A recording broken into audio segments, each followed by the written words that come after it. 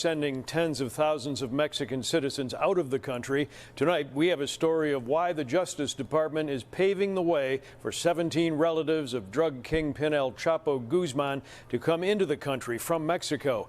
Chapo's kin tonight essentially defecting for their own safety as part of a guilty plea deal in Chicago by one of the drug lord's sons. The 17 relatives of Joaquin El Chapo Guzman coming across the border with jam-packed roller bags, some filled with thousands in U.S. currency, according to U.S. authorities. Family members converging last Friday here at the border crossing from Tijuana to San Ysidro in Southern California.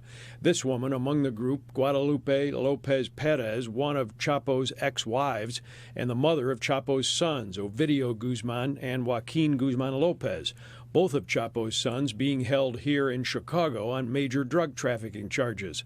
As NBC5 Investigates reported last week, Ovidio Guzman has cut a deal with prosecutors at the Dirksen Federal Building and is scheduled to plead guilty in July. Several current and former federal sources who asked not to be named tonight tell NBC Chicago that the immigration of these 17 Chapo relatives, including a sister, were part of the deal that resulted in Ovidio's guilty plea. The government's immigration red carpet for kin of a drug dealer may come at a high price for Ovidio Guzman. His cooperation against other Sinaloa drug cartel officials who are in custody here. The exodus of El Chapo's blood relatives is a clear sign that they feared retaliation in Mexico, and their defection may signal an unexpected end to the family's decades-long reign atop a cartel that has long controlled 80% of Chicago's illicit street drugs. Let me be direct. To the leaders of the Sinaloa Cartel, you are no longer the hunters.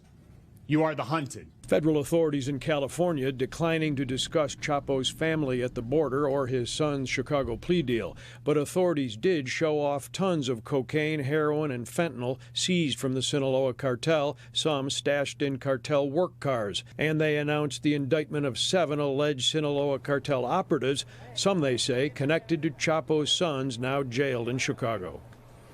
The men being held in California tonight are charged with narco-terrorism, a new component of President Trump's Take Back America initiative that elevates drug traffickers to the level of terrorists. NBC Chicago asked the U.S. Attorney and the FBI here to discuss the defection of Chapo kin, and officials at both agencies declined. Chuck Gowdy on the story for us tonight.